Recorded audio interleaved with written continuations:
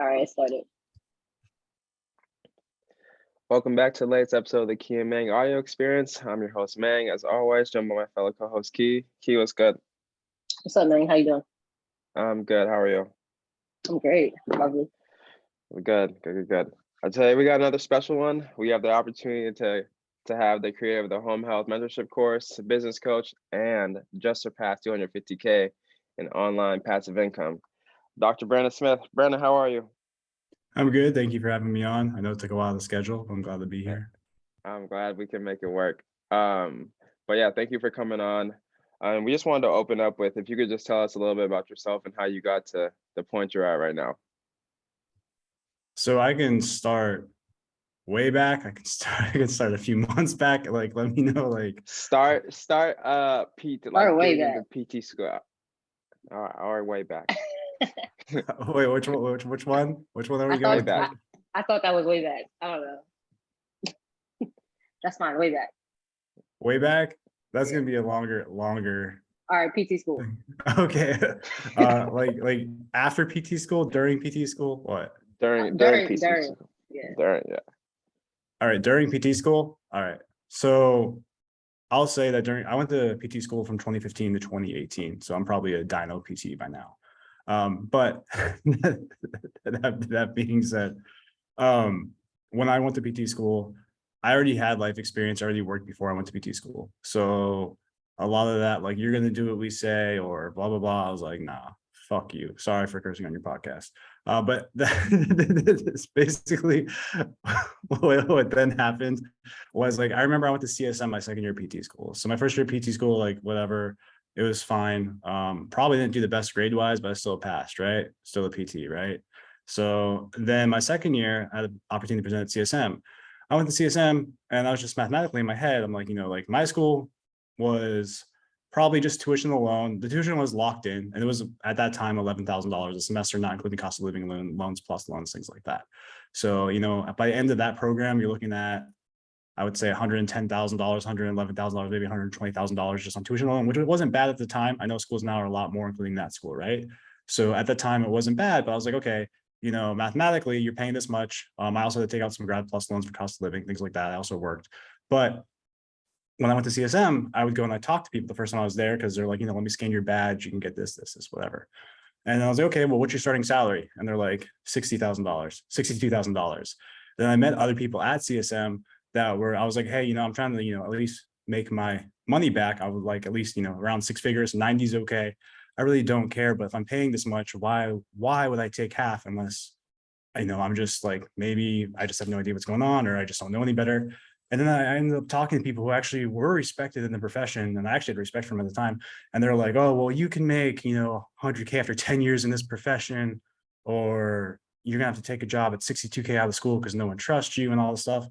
And I was just like, okay, well, I'm got too far into PT school to quit right now. but like, and then also at the same time, it was like, I don't really believe you either, because I know, like, I knew the home health PTs making 100K. I knew of cash pay practices making seven figures, and I knew of travelers, making six figures in their travel contracts. So I was like, well, this doesn't really make sense, and I really don't want to believe it. And then, like, through PT school, I ended up doing rotations in acute care, but then high level athletes, where we worked with CrossFitters and then some NFL athletes, some NBA players and stuff like that towards the end of my clinicals. And I originally thought I was going to go work in like outpatient ortho or do some cash pay. But then when I graduated, I was like, oh, like, thank God I was able to take my boards early.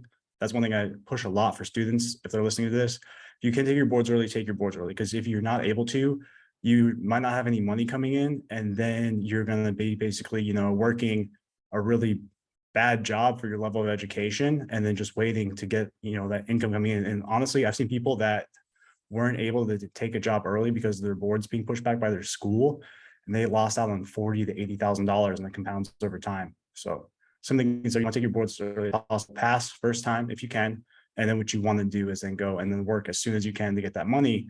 But that being said, so when I graduated, I was able to take my boards early, so I got my license pretty close to graduating. And then what happened was I was offered a home health job for, on paper, $90,000 in Tampa. I was living in Miami at the time, so I moved to Tampa. I got there. This home health job kind of leads into how I created my course and things along those lines. is they're like, oh yeah, well, you said 90 on paper, but not really. And I was like, okay, well, and their whole thing was, we're therapy owned, so you can trust us. And then when I came to find out, the more I worked with them, the more I learned is like, okay, they were some middleman company that if you just cut them out and go directly to the agency, you can make a 6-figure salary. So they were getting paid like, probably $180 per visit I was seeing and paying me $30 to $40 a visit. And then again, like I was just getting like really upset because I was like, okay, well, I'm a doctor of physical therapy. I would be making more driving for Uber right now with the cost of gas and the mileage reimbursement and all that too. And then I got to a point where there was one day where they're like, you need to admit this patient. And I was like, no. And they're like, if you don't admit this patient, you're fired. And I was like, that's Medicare fraud. And they're like, that's what we do here. Either get on board with it or we'll report you to the state board. And so I just screenshot all those text messages and actually contacted an attorney, and the attorney was like, yeah, like, fuck these guys, we're going to sue them. And I was like, yeah, that's good. So then what happened was I ended up just telling my boss, or at the time I was like, hey man, like, I'm not going to be Medicare fraud. Here's all your electronics back. Here's this. I don't want any of this. He started losing this shit. But like one thing I'm going to say too is that, if you ever get threatened, he's like, I'm going to charge you with patient abandonment. It's like, okay, well, if all your notes are complete, they actually cannot charge you with patient abandonment. A lot of poor run companies do that. And what then happens is, as long as your notes are complete, it's the company's responsibility to continue continuity of care. So just because someone threatens you with that doesn't mean it's your job. So as long as all your notes are complete, if you're quitting your job, you can actually quit at any time as long as you are not the company, because the company has that responsibility. A lot of people don't realize that. They feel trapped in the company. They get threatened like that. Again, I just screenshotted that, sent it over to the guy I talked to. And what ended up happening was like, we ended up just parting ways. We didn't actually go to any court or anything like that, but I just screenshot everything because it's like, I'm going to document all of this. Like, hey, commit Medicare fraud or be fired. Hey, commit Medicare. I was like, okay, screenshot, like email all these things to myself. Also, if you're going to be doing that, make sure you email that to a personal email, not a company email, because you will get locked out. Once your notes are done, you will get locked out of everything. If they do lock you out, well, then you can't be charged with patient abandonment anyway, because they did lock you out of the record. What ended up happening is we ended up just parting ways. People now still ask me about that company, and I'm like, nah, you don't want to work for them. But that being said, I chose at that point, because it was like integrity based, as I paid all this money for school, got my doctor of physical therapy, and then like, you're going to commit fraud, or it's like, I didn't get to go to school and get a DPT to be treated like a little bitch, honestly. Like, you know what I mean? Like, I'm not going to do this. Like, and I got to the point where I was like, okay, well, now I really don't have any money coming in. I got to a point where like, I was like, I don't know what I'm going to do. Started like maxing out credit cards, started like just really, really struggling. Thank God I had like 2 months for rent on the lease I signed when I moved there. I ended up actually reaching out to become a travel therapist. And as I was reaching out to be a travel therapist, this guy was like, hey, I have a company in your area. Do you want to come and work for us? We'll give you an offer. We need a PT. Like, you have home health experience. Because I did actually have it from that company. Do you want to come and interview tomorrow? And I was like, yeah. And then I went there and they're like, yeah, fuck that company. We hate them too. Here's your offer. And it was a 6-figure offer about 3 months out of school. So, about 3 months out of school, I had $100,000 offer. And I was like, okay, well, this is weird, because I was told this wasn't possible. I was told that I would never get this. I'd have to wait years. And it was, within 90 days of graduating PT school, I had a 6-figure offer. Then what happened is actually I ended up having breakfast with Greg Todd, and Greg Todd was like, you should go make a YouTube video and tell people how they can make 100K as home health PTs. And I was like, oh, that's a good idea. So then I started making YouTube content. Because when you're in Tampa, you eventually run into Greg Todd as a PT, right? So yeah. So then when I started making YouTube content, then I started just making other content of things like, people need to know, or like, how to basically avoid those companies. And when I started making that content, people were like, oh yeah, my company's doing this to me too. And then over time, people are like, oh, can you build a course, or can I just like talk to you? And as of this day, to speed things up a little bit, currently I've helped 1,000 plus PTs earn 120K on average. So that's over $120 million going to PTs by cutting out these companies and just learning these skills and, how to just avoid the predatory PT companies. And then also on top of that, a few of my students, well, I didn't even know, one guy graduated, took my course, he made $250,000 in 11 months. Someone else did that too as well. And it's kind of crazy now how that kind of just evolved into a bunch of other things that I'm doing now as well. But that's kind of like, how I was in PT school, kind of probably a bad student and probably kind of a bad attitude when you really think about it compared to like what they want. But then it was like, okay, well, it actually paid off. And then also, by me taking a chance of being like, hey, maybe I will just be completely broke for a while where, like I got to a point when I was so poor that like I was literally scraping for change in my car to like buy like a dollar like Twinkie from a gas station. Like it's like, yeah, I had the car, but I was very close to selling it. So like but I think though from taking that risk though too, it makes me able to take a lot more risk because like I know what being broke and not able to afford anything is like. And because of that, I'm able to take more risk because it's like a lot of people, we can add this to your podcast. Next topic too is, or in this session, I mean, is a lot of people would choose comfort over growth, right? People in bad relationships, people who won't take the risk, people who are afraid to do certain things because they would rather be comfortable because they know that comfort. They might be even married and have a wife they don't like or a partner they don't like. And they're like, hey, I hate this person, but I'm comfortable with them, even though they don't support any of my goals or dreams. And where they could actually, go and chase what they want, choose that growth, get uncomfortable, and actually see massive results. But so many people refuse to do that. Can you describe what that looks like in the PT profession? Being comfortable? Being comfortable in the PT profession is usually like, hey, I'm going to go work at a mill PT practice. I'm just going to take the 65K a year. Because I was told this too. I was told this by PT professors in my business class in PT school. It's like, hey, you're going to market to physicians. Hey, you're going to go and choose, to work at a mill like a Cora, Select, an ATI, whatever. You're going to get 65K a year, maybe be promoted to clinic manager, get 80K. Then probably you're going to burn out. Probably when you don't want to do anything else anymore, you're then going to go become a teacher and tell people to do exactly what you just did. That's usually what that looks like. Not all the time. Sometimes professors are different than that. Sometimes they have their own practice, things like that. But most of the time, I would say being comfortable in PT is like, hey, this is what the school told me to do. This is what my CI told me to do. This is what someone told me to do, and it's not what I want, but I'm going to accept it because it's what everyone else is doing.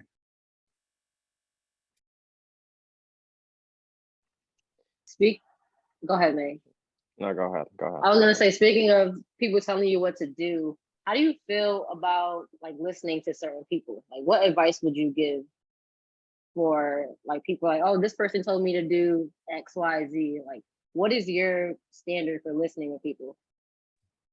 Like, if they, okay, number one, if they haven't done it, shut up, right? Like I deal with this all the time with home health students and new grads.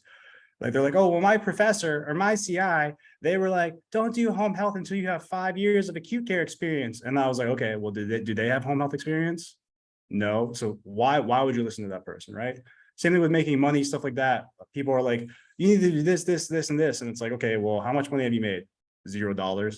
Shut up, bro. Like go, I don't know, go in the corner, do something else. Like, figure out your life. Like, I don't know what's going on, but make sure whoever you're listening to, you want to make sure that they've been where you want to go, because what's going to happen in doing that, they're going to give you speed.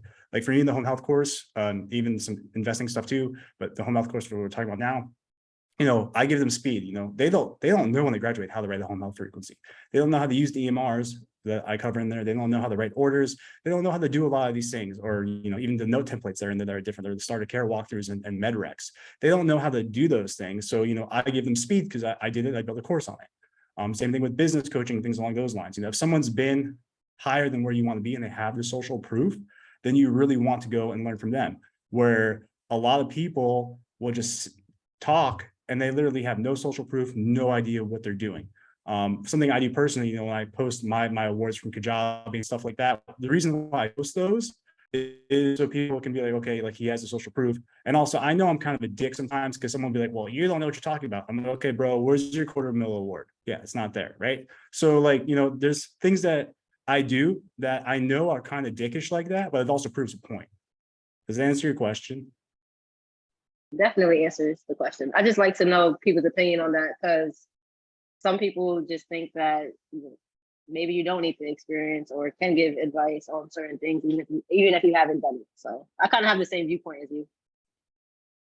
Yeah, I mean, if people have done it and you listen to them, you're going to get a lot of speed.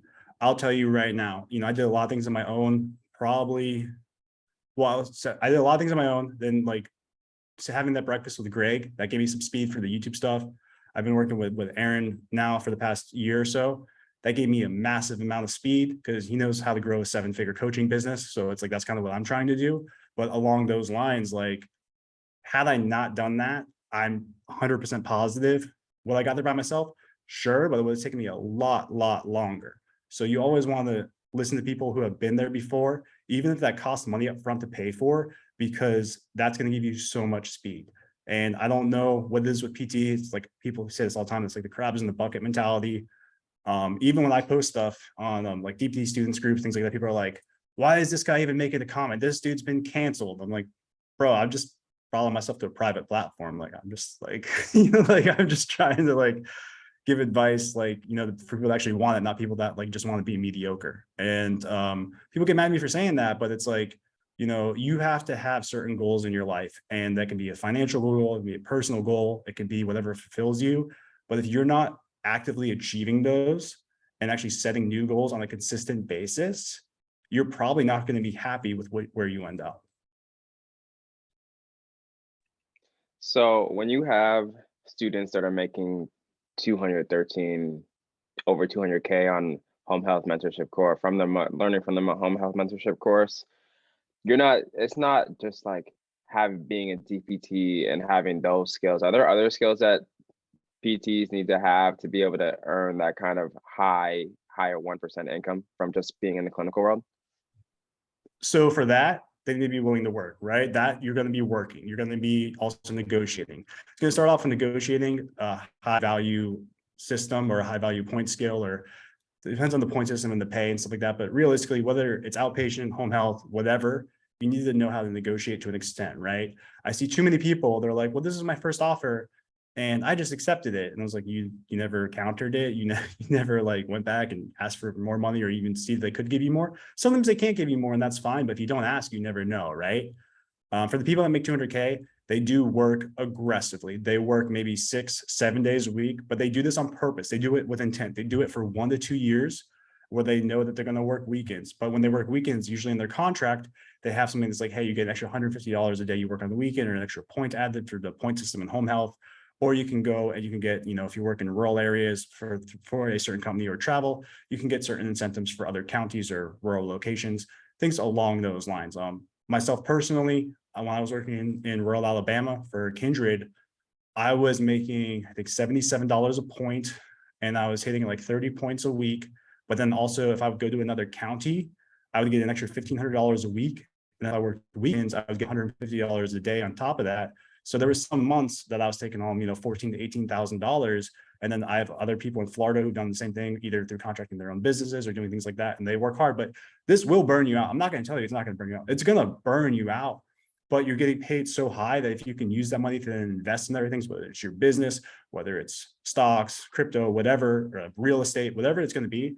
The fact is though, like that you're going to burn yourself out for the money for the first, 1-2 years, but then honestly, you're able to kind of just step back. And if you invest it properly, whether it's your business or whatever, it's like, okay, well, now I can step back and just kind of chill, even if you put it in something like safe, like Tesla, Apple, Microsoft, things like that. What's then going to happen is you can get dividends, you can get passive income, you can get these things along these lines, or just even in your business that it's like, yeah, you grinded, but you only grinded for 2 or 3 years. And now you're just kind of chilling, where that would take you way longer in an outpatient setting, and especially in an acute care setting, things along those lines. And I tell people that because, yeah, you can probably make 120 to 150K working 5 days a week in home health. But if you want to get to that 200 level, you need to be willing to grind. So then once you started out coming out of school, like struggling financially, wondering where your next meal is going to come from, how you're going to survive, to suddenly making 15, 16,000 months by grinding. How did you continue to make good decisions with your money and making sure you didn't blow it all now that you just got you got a pay bump? Yeah. So I think with that, part of it was when I was living in Florida for the $100,000 job. I didn't even cover this part. So a $100,000 job in Florida, was in Tampa for about 1.5 years. And then PDGM happened. And then PDGM was like, oh, thousands of therapists got fired across the country. People, especially the APTA, does not care about Part A therapists. There's PDPM earlier, and then a few months later, there's PDGM, and thousands of therapists, all the high-paying therapists got laid off because of Medicare cuts. And, people would post about this, like on Facebook, oh, whatever, you're a part A PT. And then like nobody cared.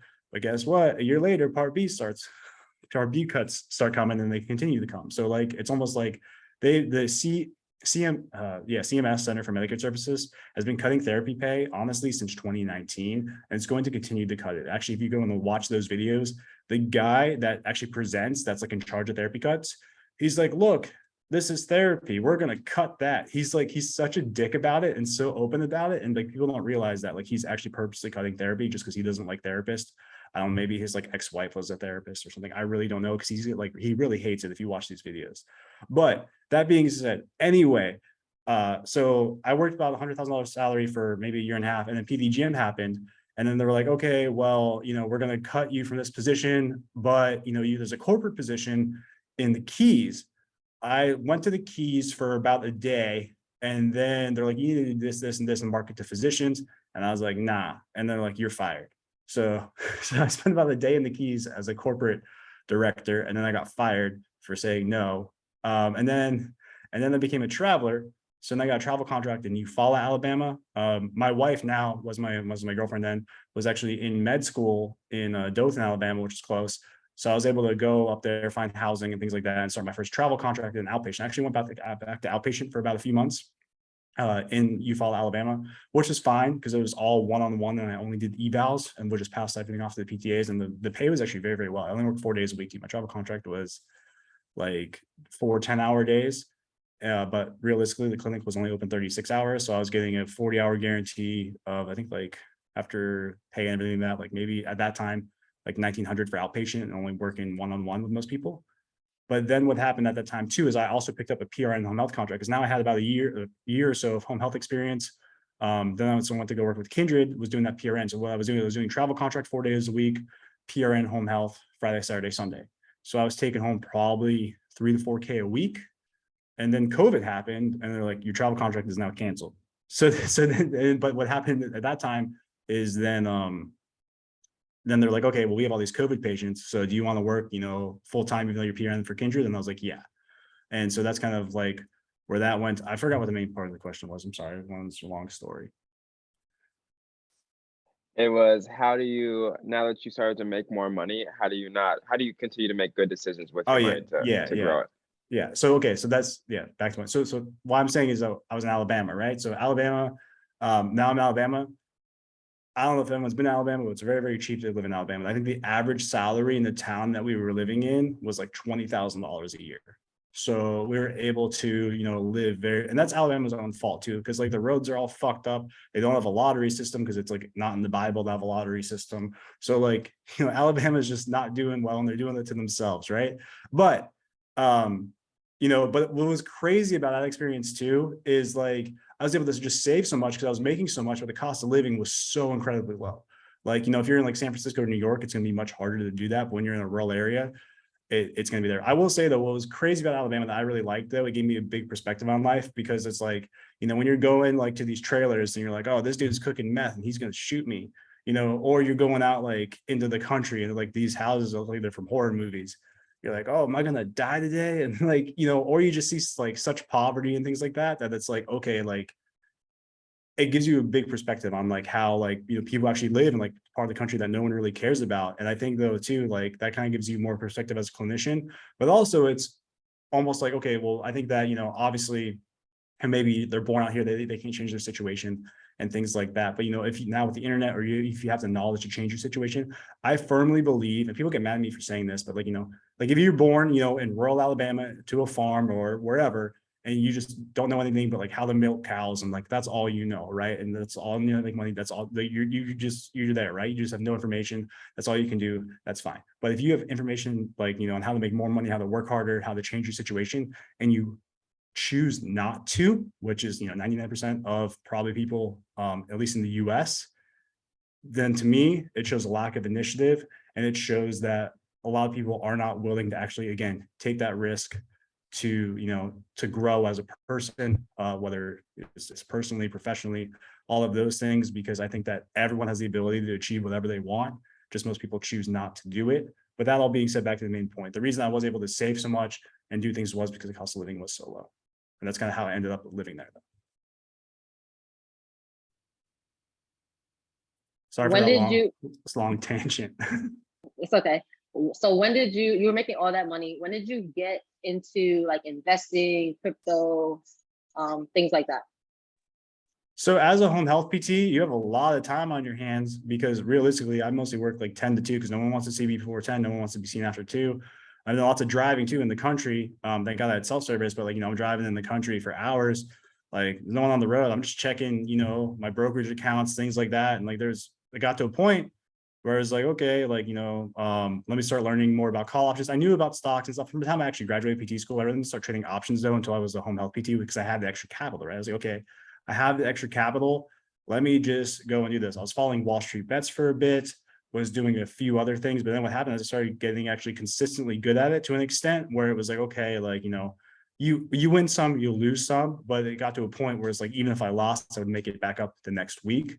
And then it went and it just kept going like that. And then eventually what happened is, I turned $1,500 into $180,000 last year. And I turned 10K into 40K.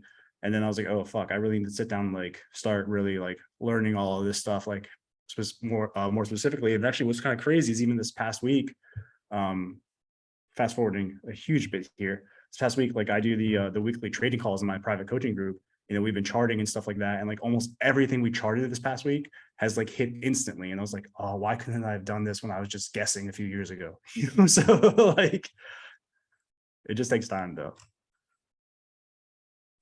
So then what would you say to someone who has no idea of getting into the investing game and wants to learn how to get into the investing game? What 2 to 3 things would you say for them to focus on?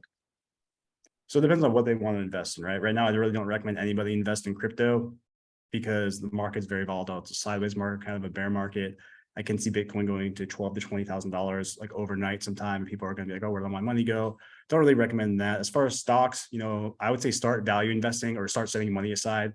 For real estate, if you want to do that instead, start setting money aside. Figure out what investment you want to do. If you want to mess around in the stock market, pick something that you know is going to be here for a while, like Apple, Microsoft, AMD, things along those lines. Those companies that are safer, just start, building your portfolio up or doing monthly recurring investments. But the most important thing everyone needs to do, and I really emphasize this because people don't realize that they're like, oh, well, like, millionaires have 7 streams of income and all this stuff. And it's like most people though started with 1. The first thing that you need to do if you want to invest all this stuff is get your income as high as possible. Once you get your one source of income as high as possible, that's when you diversify. Because if you are trying to throw money in the stock market, not really know what you're doing, when you could be, maybe working harder, still trading time for money to an extent, or doing something that you could, get an incentive. Maybe you're marketing for your practice. Maybe you're doing cash pay. Maybe there's things along those lines where you can actually make a higher return. You want to do those things first.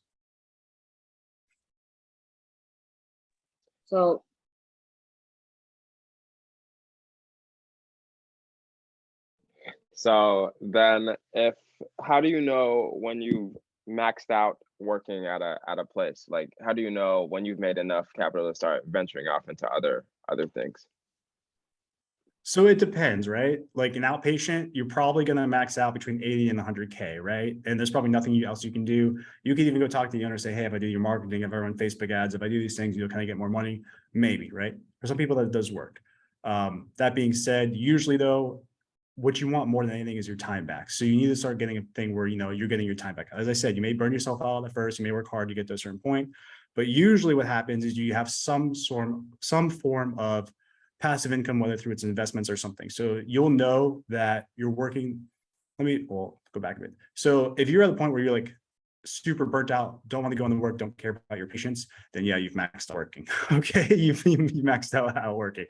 But that being said, like I tell everyone to, like, as you're working, if you're only working 40 hours a week, you still probably have 200 days in the week. You may not want to do it, but if you want to be successful and get out of your current situation, you need to start working on your business. You need to take time to work on your business. And then what happens by working on your business, you'll start building a second stream of income.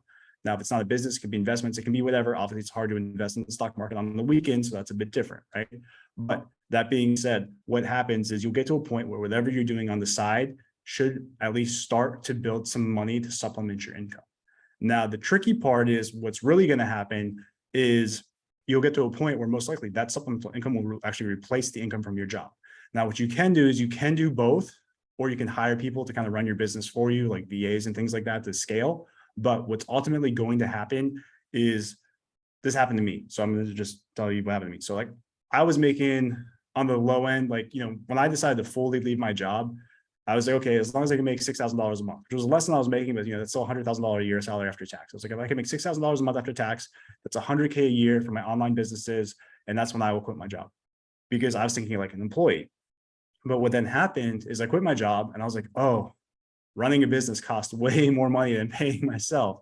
So like, I was like, okay, realistically, I probably needed 8 to 10K to really do that. So, whatever number you have, the number you need is a bit higher. But again, to kind of segue this into this point, it's almost like, if you are just working 40 hours a week and that's all you're doing, you're just going to stay there forever. If you want to do something more, the fastest way to do that is to build a business. The investing stuff and things along those lines can happen if you aren't working, during trading hours and things along those lines. But if you're working during trading hours, it's going to be much harder for you to do so.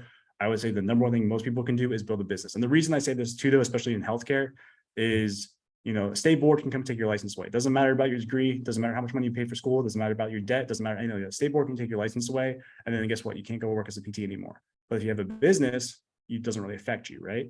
So that's something to consider as well. What advice would you give to people who are trying to create a business? Like, are there checkpoints to hit? Are there areas to avoid, common pitfalls? So I would say when it comes to creating a business, you want to find out what you want to do, what people want you to do, and what's going to make you money, right? And so say it's not what you want to do, but people want to pay you for it and it's going to make you money. Well, you may not want to do it, but it's one of the fastest ways to grow your business. Another thing is building an audience, getting people to know, like, and trust you. It's a big thing that I dial down on with a lot of people. A lot of people, though, just don't take action. It doesn't matter if it's perfect. If you just take action, you build your business faster than anyone else. I deal with a lot of people that I've coached personally, where they're like, well, the lighting wasn't right, so I deleted my video. And I'm like, bro, you just went 10 steps backwards. Like, as long done is better than perfect, right? So, yeah. When you're building a business, I feel like people try to do too many things at once. So like with you with the Discord, like I'm assuming that, well, I know that you started with just your business and then you started to transition to the Discord. Like what is the steps to getting to that point? What are the steps to getting to that point? So when it comes to that, you have to realize that a lot of people, especially PTs, and you'll see this all the time. You'll see people be like, oh, come buy my course or whatever, like, teach you how to build your business. You go, you buy the course and it teaches you how to build a job. It doesn't teach you how to build a business. The difference between a job and a business is you're not working 80 hours a week on your business. Starting off, you have to, right? Starting off, anything, you're going to have to. But when you're building a business, if you're building a true business where you're only going to work, 2 hours a week, you're going to have to delegate, you're going to have to do things, but also you want to build something that's scalable and going to get you your time back. The ultimate goal of building a business, ultimate goal of making money is to buy your time back, right? So you can enjoy time with your family, all those things, do whatever you want, right? So because of that, a lot of people don't realize that. So what they do is, I see this a lot with the PTs. They're like, oh, let's go build a mobile PT business. If you're the PT building a mobile PT business, you're basically building yourself a new job. And when you're doing that, it's very hard to scale, very hard to hire. The Discord, for an example, with me I actually was in a lot of trading Discords, a lot of other Discords.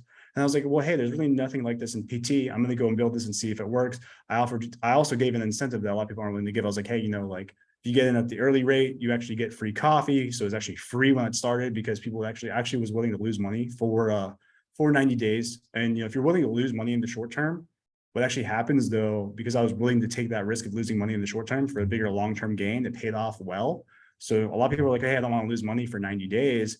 But, if you can, take a hit for 90 days or so, and then know that you're going to make it back and scale your business and get people, into your business, things like that. And it's easier to scale. It's more of a hands-off business too. By doing so, you're going to be able to scale so much faster. When you're doing like either in-person business or like a clinic, it's very easy to get that business to $10,000 a month. When it comes to an online business, it's very hard to get $10,000 a month. But the difference is though, even though it's easy to get the in-person business to 10K a month, it's very hard to scale up to $70,000 a month. However, once you get the online business to 10K a month, it's very easy to scale to $70,000 a month. So it's like give or take, how much do you really want the end goal of, making $40,000 to $70,000 a month by, struggling for a year or so if you're just building your business or even taking a loss at first? Or do you want the easy way where you're going to be kind of capped kind of early? It really depends on you, but it's going to be, people don't really like, a lot of people, again, don't want to take risk, aren't willing to do things. And also I was able to do that though, because, I was living cheaply and I had money invested and I was like, okay, it's okay if I lose this because of this. And that's why I say, get your income up first so you can take a bit more risk.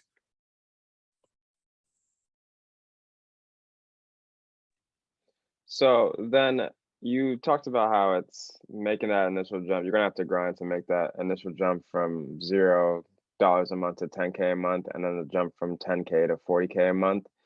What was, how was that first 10K online for you? What was that process like of kind of grinding through it, figuring out the ins and outs, and like really how hard was it for you to get that first 10K online?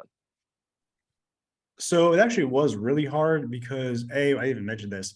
When I graduated PT school, I actually had a fitness and nutrition coaching business because I was doing macros and things like that. And like I was like shredded when I graduated PT school. So I was doing all these things for fitness and nutrition when I graduated PT school. So I made a few $100s there, but I actually ended up shutting it down because people weren't being accountable. And the reason they weren't being accountable because I wasn't charging enough.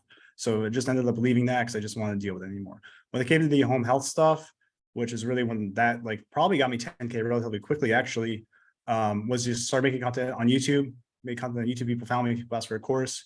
When I made the Facebook group and released the course and all these things, I still wasn't charging enough. I was charging way too little, but probably the first 10K probably took about a year.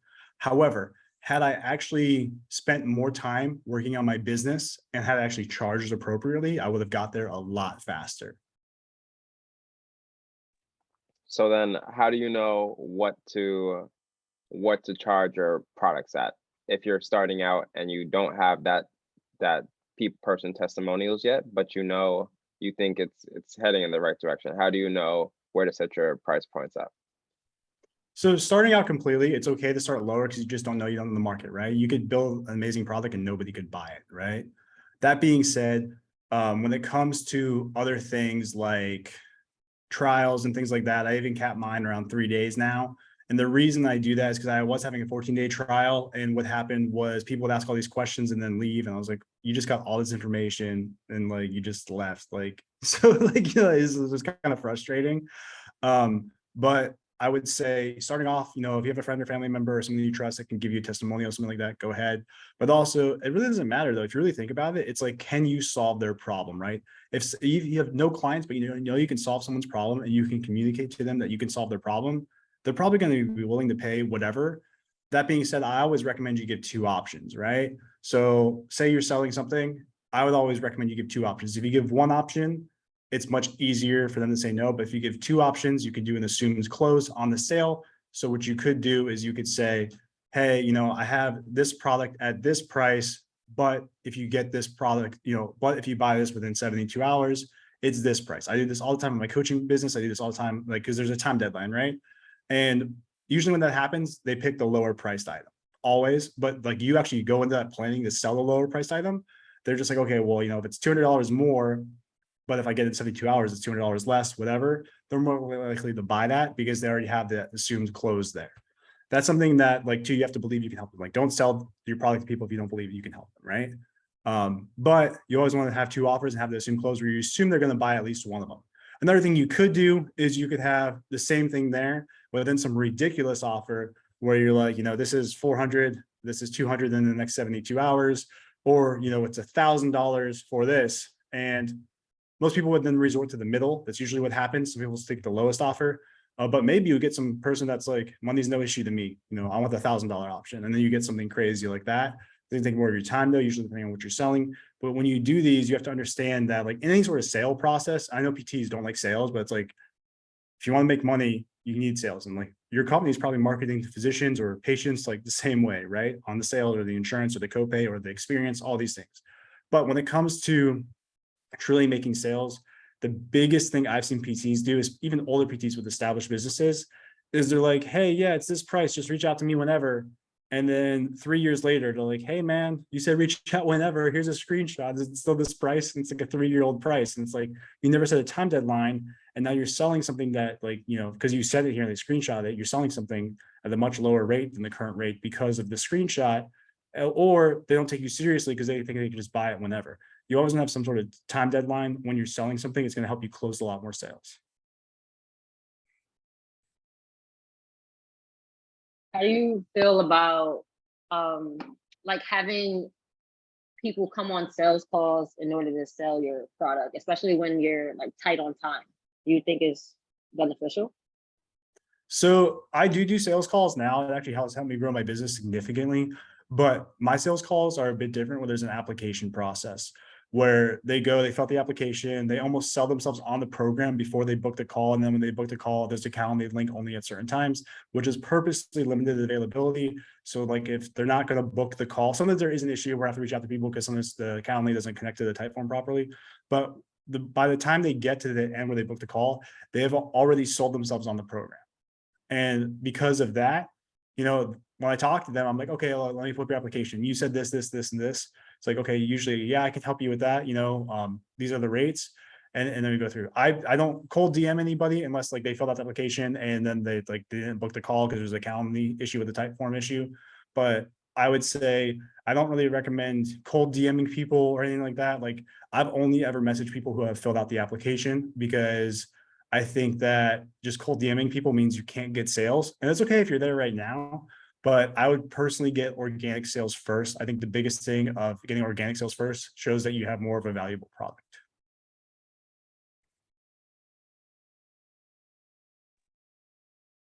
So when you're first starting out and like it's hard for you to get those organic sales, what do you recommend doing? Work harder. Okay. All right. So say you're working harder and you have a couple sales, right? What do you do from that point? Do you just like use the type form or like a system to weed out the people and do it that way? Or is there like a step in between that? So obviously you always want to reach out to current clients for referrals, right? You always start with your current clients. Current clients, reach out to them for referrals.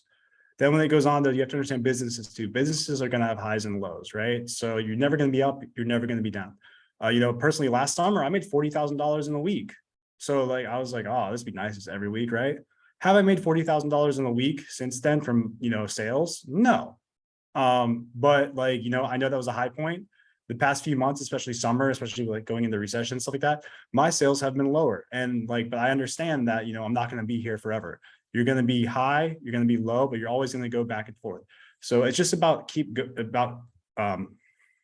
mostly just consistency, and you just keep moving forward. Because what happens with a lot of people is like they get frustrated. Like say they had a few sales and then it slows down, they get frustrated and then they quit.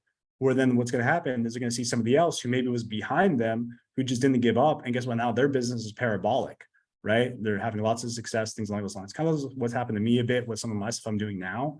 But people like, yeah, I've been doing this now for 4 years since I graduated PT school, of putting out content consistently, helping people consistently, doing things consistently. And, like I probably am now probably going into $20,000 months on a consistent basis, just passively working two hours a week or so. And that's not even including my courses or other stuff that I do. But like, it took me a long time to get here, but had I given up, I never would have gotten here. There was months at a time where I had no sales, right? For anything. And you have to understand that's going to happen to everybody.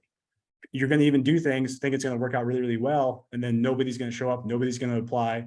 Nobody's going to do certain things. Even with my coaching stuff that I've been doing recently, people are like, yeah, I'm interested. And then like, I would message them. And then I was like, oh, I like, whatever, like I just had a baby, like, okay, that's fine. Like, obviously life stuff happens, whatever.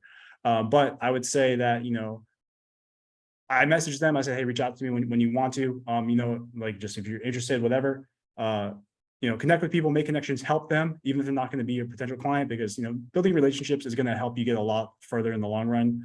Also, you want to talk to more people. The more people the more people you're going to help over time.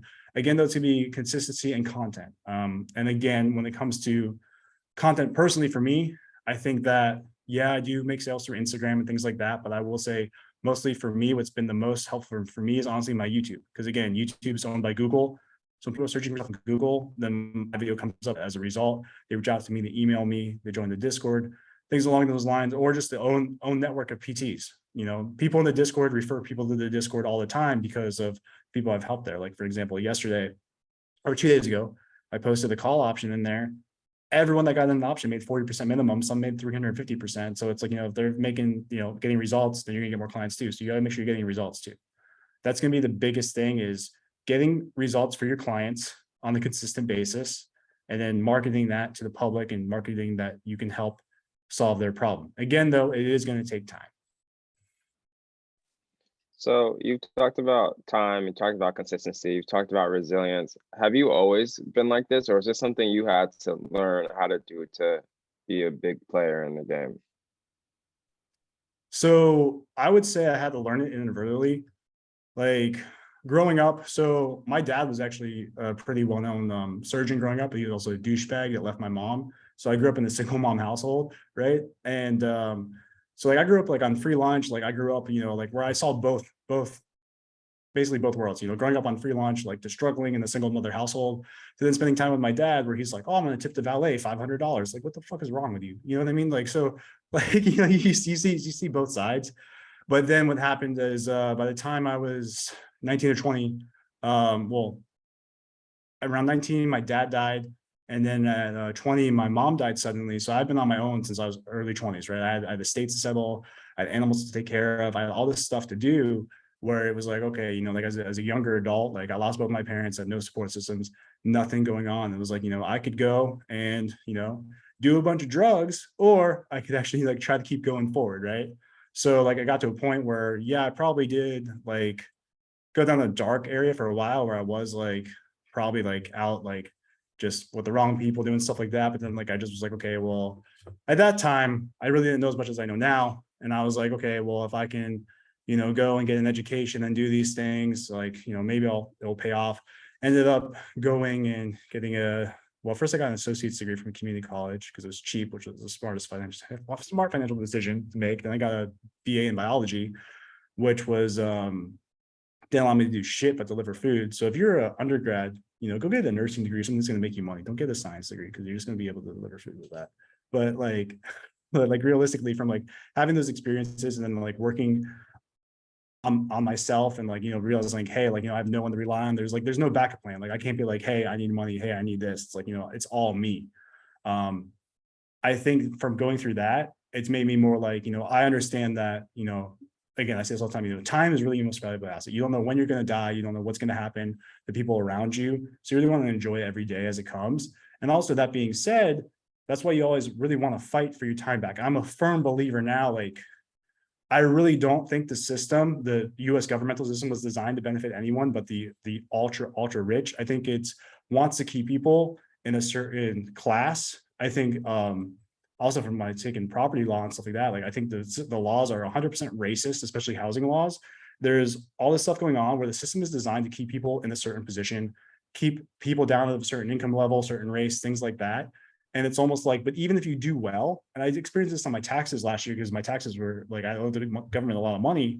It's like, we want you to do well, but if you do too well, we're going to take all your money. It's like, what the fuck? Like, this system wasn't designed really for anyone, but like people that really control the government. And that's going to go down the whole conspiracy thing. People are going to be like, oh, he's crazy. But realistically, it's what I realized the past year.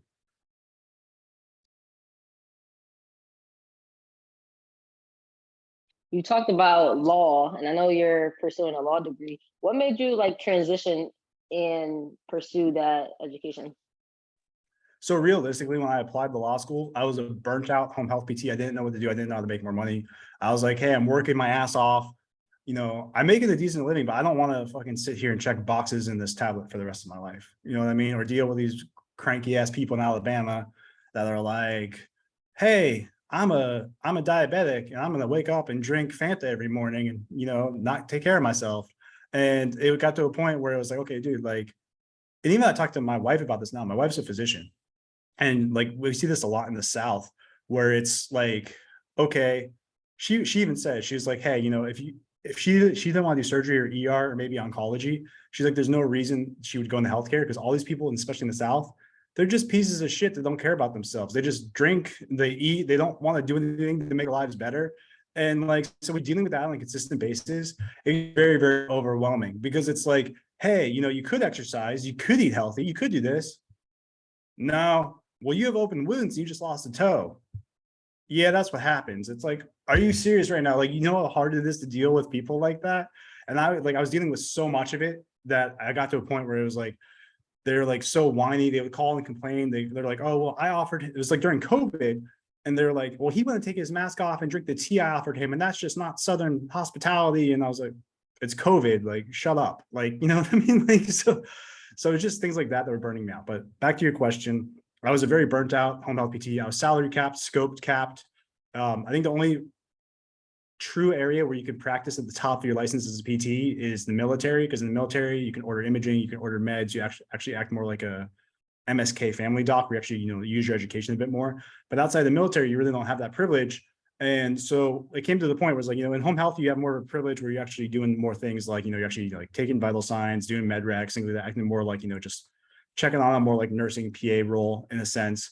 And so it's pretty high scope, in my opinion, compared to what you're doing medically. But what then happened was okay, like, I've obviously scope and salary capped. I don't know what to do. How do I make more money? Because like, I don't want to do this forever. I don't want to work less, or at least make more money. I was like, okay, well, if I be a healthcare attorney, I can, make 225K a year, probably, have a bit of a more like, and actually get raises too. Cause I was looking at salaries, like healthcare attorneys make 225K and they get $1 million raises and stuff like that. But now that's completely changed. Now that I've actually grown my business and stuff like that, I'm like, oh, do I even want to continue with law school? And then my wife's like, well, you've gone like more than halfway, so you might as well just finish it. but now I use my law degree more to grow my business, right? So that's my thing too, is like, I went to law school because I was a burned out PT, and I was like, I can make $250,000 a year doing this, because I didn't realize what I knew now, where I was like, okay, well, I can make $1 million a year growing my business. But now actually with the law degree, I can, then kind of take over more of a business coaching role, and then give people actual solid legal advice on, like how to grow your business, how to do things like that. If I can actually use that legal knowledge and more the business coaching role, and be able to help more people than just being a healthcare attorney for a big corporation anyway. So that's kind of the path that's went. That's gone now. I have a few semesters left and I'll be done. Am I going to take the bar exam? Probably not, because I'm probably just going to be using my business. And by the time I graduate, I think I'm going to be seeing 40 to 60K months based on projections so far. So it's like, why would I go take the bar exam to be an employee when I'm making $40,000 to $60,000 a month? So like, there's just something like that. And that's when people listening to this are like, what the fuck is he talking about, $40,000 to $60,000 a month? I never thought this would be possible for myself or for anyone really, but I talk to people all the time making 80 to 100K months. Some people make 100K days. And it's like, you have to surround yourself or learn from people that are doing that, because then it becomes much more possible for you. I think it's pretty dope how you're able to leverage your law degree and not even take the bar and still make money. And I think that's cool, because you can also do that with PT. Like, you don't have to take your boards. Like, there's people who haven't taken their boards and they have like online businesses and they're completely fine. So I think if you can find a way to leverage your education, then like there's no reason for you to pursue that next step if that's not in line with your ultimate goal. Yeah, and that's also with PTs too. You're right. PTs 100%, if they market to the public, they can 100% leverage, help more people at once. Most just are afraid to be criticized. Most people, like I will say, most people are afraid to be criticized.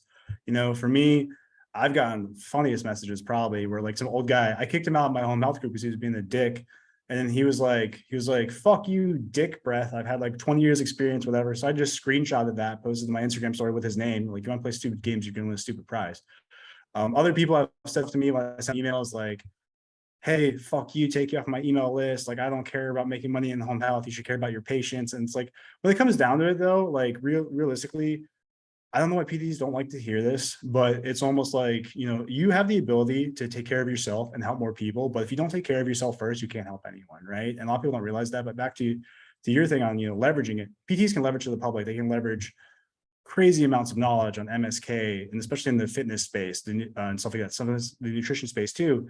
They can do that. They just choose not to because they're afraid of criticism. But what's funny is the more pushback you get, that usually means you're actually going in the right direction. People want you to be successful until you're doing better than they are. That's usually how it goes.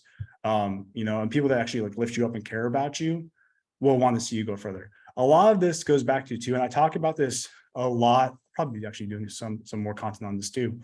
But a lot of it comes down to some PTs actually have, and actually everyone has the potential to really be, I kind of hit this earlier too, to be like, the best version of themselves, but sometimes they're with the wrong person. And I think when you're with the wrong person who doesn't support you or your goals, you're never going to hit where you want to be. And too many people are like afraid of admitting that, maybe their fiance isn't the right fiance, maybe their girlfriend isn't the right, girlfriend, or maybe their significant other isn't the right person. And it's almost like that will set you back so many years. And I just think that people really don't understand the magnitude of choosing the wrong person to be with. And then again, being afraid to hurt their feelings or get their feelings hurt or be upset or be by themselves for a few days because they're codependent. Things like that will set you back so much further than anything else. That's really true. Who you surround yourself with is super important, because just like you said, it can mess up trajectory or it can skyrocket your trajectory. But I had a quick question about PT school in general, and how more schools was charging 200K just for tuition alone. How would you go about changing the PT school experience to make sure that if it's going to be that high of a price, how do you make it worth it? So I really don't think at that rate, unless you have a business going in or some sort of something going on where you're making money as you go in, I would say maybe at that price, maybe a flex program. I really don't think that PT schools really should. Actually, I think all grad schools at this point should allow, yeah, they should all allow flex programs or some ability to work or make money where you're actually, able to compensate some of it. But I think their price is too high. I mean, if you look at what people are getting, no other business model would you pay 200K to make 65K on average. Like, that business would be out of business so fast. But because it's a school, apparently, they're just kiss the ring, essentially, right? They're like the ones in power that have the power to give you the board rights and all of those things, your degree. So you kind of have to play the game. But when it ultimately comes down to it, I would say, for people that are looking at PT school and they're saying, 200, 300K, you need to start building a business immediately. That's the only way you're going to pay that off.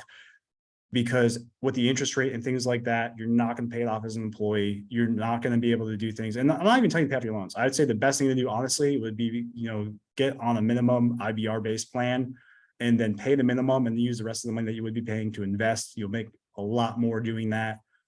I talked about this actually on my podcast like a year ago or so, where it's people paid off 200K in student debt. Had they put it into Tesla, they would have turned that 200K into 1.4 mil, paid off their loans, and had 800K left over, right? So I always recommend paying the minimum on the loans, unless it's a small amount you can pay off. And that's only if it's a federal loan. If it's a private loan, you kind of fucked yourself. Good luck. But that being said, when it comes to the federal loans, pay the minimum, invest the difference that you would be paying, and you'll be so much further ahead than people that are just throwing money at that. Because to me, it's like throwing money at a depreciating asset, right? Too and again, your money's worth less over time, so the loan's less. With inflation at 9.1% or reported 9.1% currently, it's almost that's literally just throwing money in the garbage. So if you're gonna throw money in the garbage, throw the least amount in the garbage as possible. Perfect. You answered my next question too, because I was going to ask, what's your thoughts on paying back loans as quick as possible versus paying the minimum and extending it over time, investing into other things and making more money so that you can pay it back at a later time? Yeah, the only exception to that is private loans. And if that's the case for you, good luck. All right, y'all heard them, man. Don't get private loans. I think I have an idea of how you're going to answer this, but it was one of the questions we got on Instagram. What separates the happy and successful PTs from the unhappy and unsuccessful PTs, in your opinion? So I think it goes back to a lot of things. Do you enjoy waking up in the morning? Do you enjoy, you can be a happy and successful PT and, just love what you're doing, love every day. Even if you're working 40 hours a week and you're seeing 5 to 6 patients an hour, you can love that, right? You can be happy and successful for you. Each person's definition of happiness and success is different, right? For me, what I love about what I do is, I can wake up, I can help thousands of people, and it's so much more fulfilling than working one. I still actually do some cash pay and stuff like that because I still like treating athletes, but also with cash pay, less notes, less regulations, things like that.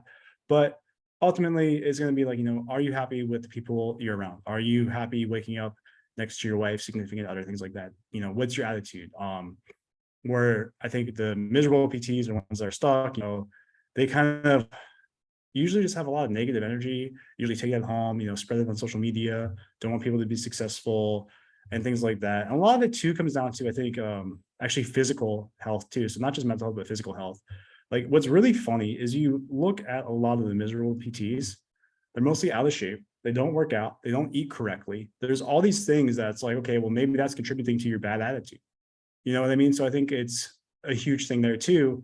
We're also, I think, as a healthcare provider, you almost have a responsibility to at least, you don't have to be ripped, but you have a responsibility to always try to be getting healthier, right? Trying to be the best version of yourself.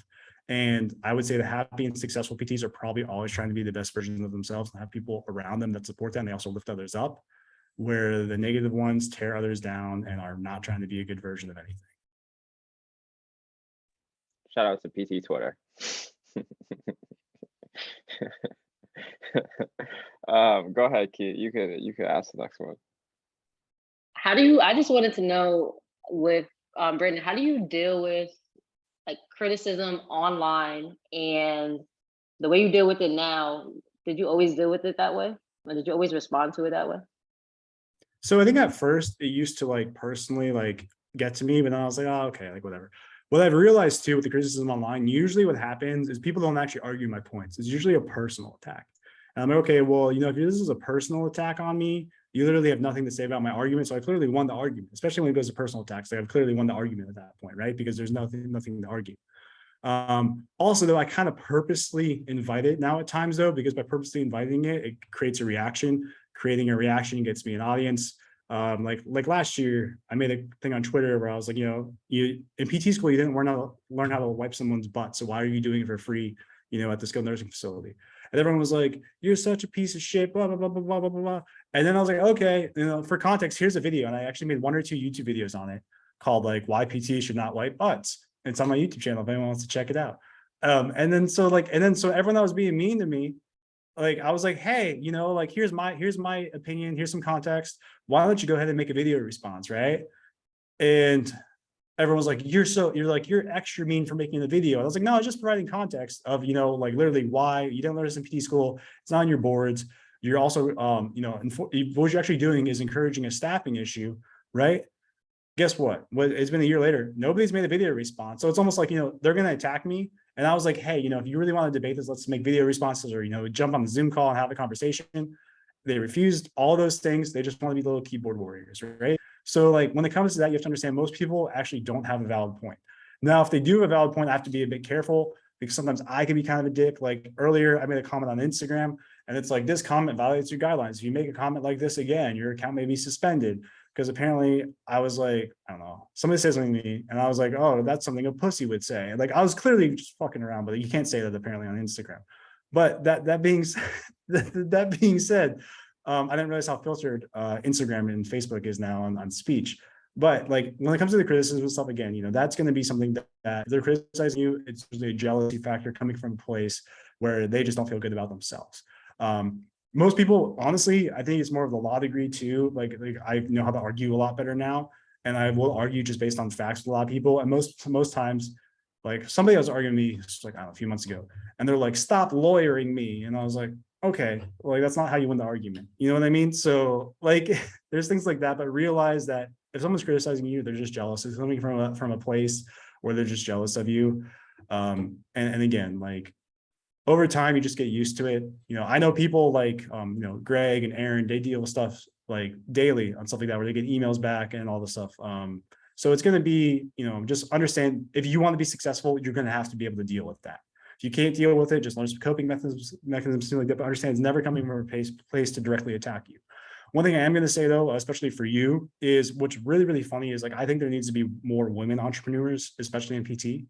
But it's not the guys holding you guys back. It's the other women holding each other back. Like, so. I agree, definitely. People are sensitive. We kind of have the same personality and viewpoint. I just can't do that because I don't have the money to be like, F you yet. Oh, last question that I have, and I got it off of Instagram, and I kind of want to know this answer as well. So when you're searching for like business credit, where do you go to look for that? And also, like, what do you need to have in order before like applying for it? So I've self-funded everything myself so far. That being said, for business credit, I believe if you have an LLC and you go to a bank, I believe you can get up to $50,000, really no questions asked. Don't quote me on that, but I believe that is true. If you just go to a bank, they actually can give you a $50,000 line of credit if you have an LLC, an EIN, and a business bank account. That being said, I don't recommend that unless you have, $50,000 to pay it back. What's going to happen with business credit though, what's happened with me, and like, I haven't taken these offers, but once I start making money online, right? Again, I make money through Stripe, I make money through PayPal, things like that. Once you start making money online, what's going to happen is like companies like Stripe will reach out to you and be like, hey, we have a business line of credit for you. Or like, PayPal will be like, hey, we have a business line of credit for you.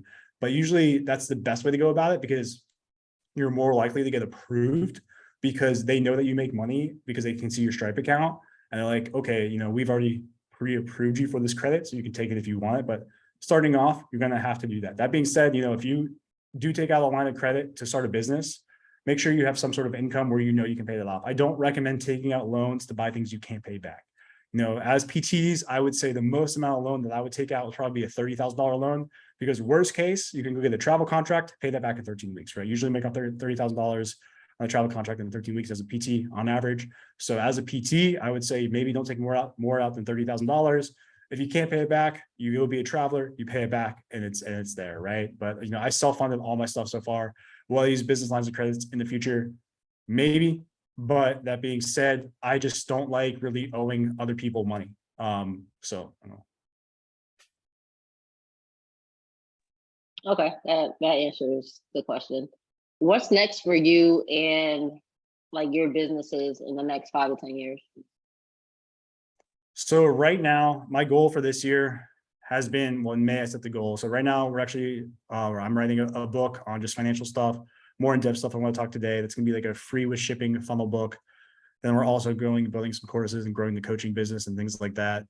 Currently, my main goal is to help as many PTs as possible kind of say like, fuck you to the system and take their power back from the system. Like my goal is for every PT to have an amount of money where they're like, hey, I'm going to quit this job. And your employer is like, we'll give you more money. And you're like, no, money doesn't matter to me. That's my goal, because I want to help as many PTs get to that point as possible. Because when you have that, you kind of take your power back. You also kind of take back the profession. You take back so many things that is going to make you way happier than like, hey, I have to go to this place for this paycheck because, I need money right now. And if you can get to a point where no matter what they offer you, you can walk away from it, you're going to be happier. Your family's going to be happier. You're gonna be able to do more for other people. One thing too, the main reason I'm increasing my income isn't for me. Like, yeah, I can have nice things and do things like that, but it's mostly so I can give things back to my community. I can, give awards, give trips, grow the coaching business, grow these things, or, just do cash giveaways, stuff like that. And in doing so, I'm able to help more people in certain ways. Or maybe, one thing I want to do is I'll get to a point where it's like, hey, do you need, like funding for like NPTE for like stuff like that? I can like give that to people as a grant, or application stuff, because applications are getting expensive for students. So like it's like I'm just trying to help as many people as possible, especially PTs, because I feel like a lot of us were like, oh, our CAPTI said, what's APTA Vision 2020? 2020 rolled around. Never mind, you know what I mean? So it's almost like we got in a situation where it's like we paid a lot of money, were sold a lot of things that ultimately turned out to not be true in many avenues. And I'm trying to almost correct that.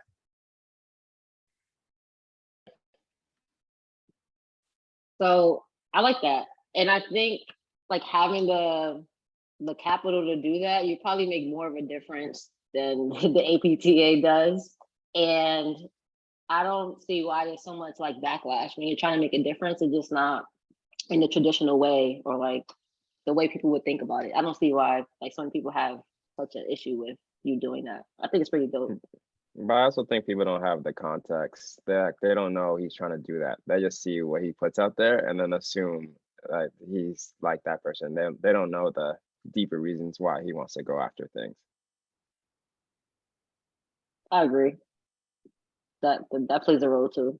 But yeah, I'm not gonna say what I want to say. That I agree.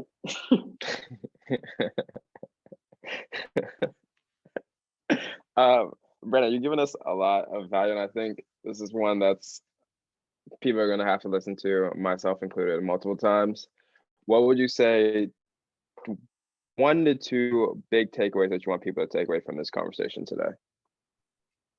So the takeaway is going to be number one, figure out what makes you happy and why it makes you happy. Number two, figure out what doesn't make you happy and why it doesn't make you happy. And then I'll say number three is figure out what you can do to remove the second part and what you can do to increase the first part. I love the simplicity. I love that. That was fantastic. Brandon, I just want to say thank you for taking the time to come on the pod. I know you got a lot going on, super busy. Where can people find you if they have more questions, or plug all your stuff, plug all your courses, your Discords, all that stuff? So the best way to find me and interact with me is just on Instagram at dr.smith_dpt. So at Dr. Smith or dr.smith_dpt. Best way to find me. Lots of links there. I do have my Patreon with multiple coaching tiers and stock tiers and stuff like that. Patreon.com/Dr. Smith DPT. There's the home health mentor course. If you Google home health mentor, that will come up. My YouTube, just Google R. Brandon Smith, it will come up. But the best way to probably contact me and actually get context for a lot of things is probably going to be the Instagram. If you don't have any social media, you can email me at drsmithdpt@gmail.com. So there's no options. There's no excuses. No excuses. There's a way to contact. Yeah. But just wanted to say thank you again for coming on the pod. I think this was a great episode that I think a lot of people are going to take a lot from if they sit and listen to what was actually being said. I just wanted to say thank you for taking the time with us. Yeah, thank you for having me. Yeah, thanks, Brandon. It was great talking to you. We'll have you on again in the future. All right. Alrighty. And then we'll see you on the next episode of the Key Mang audio experience. Let me stop this. I don't know how to stop it. Look, stop recording. No, I have my screen double screen, so it's like